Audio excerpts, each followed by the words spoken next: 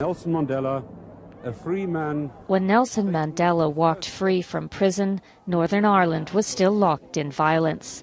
But those steps he took towards a peaceful future inspired others to follow his path out of conflict. He's always been an inspirational figure in my life, and I have no doubt that many others, even outside of Sinn Féin, recognise his worth as a human being and as a leader, and as someone who not alone inspired his own people to freedom, but inspired many others like us to recognise that even in the darkest times, many good things are possible. As President of South Africa, he used his position to build peace and met Gerry Adams, the Sinn Féin leader, when he was still a political pariah for some. So this was one powerful handshake. We fully support the peace process, and we will do everything in our power to support all the parties engaged in the search for peace. But doing so in the confidence that they have got the ability to resolve their own problems. True to his word, Nelson Mandela's South Africa offered all the parties an escape from the pressures of the Belfast peace talks. Whatever help they want, we'll place it before them, and leaving it with them to decide which aspects of our own transformation will be suitable, having regard to their specific conditions.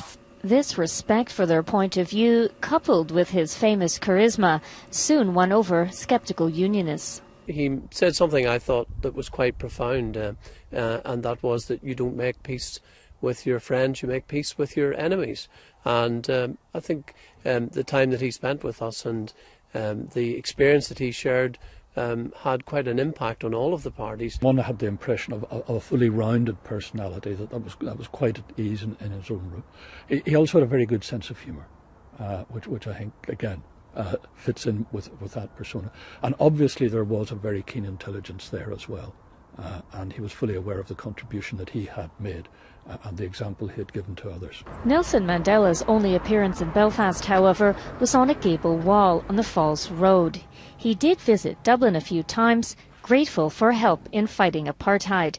In the 1980s, Dunn's workers famously protested and refused to handle South African goods. We're asking people not to go into the shop because we're on strike for the last 11 months. And we ask people not to pass the picket line because the more people that pass the picket line, the longer we're going to be out here.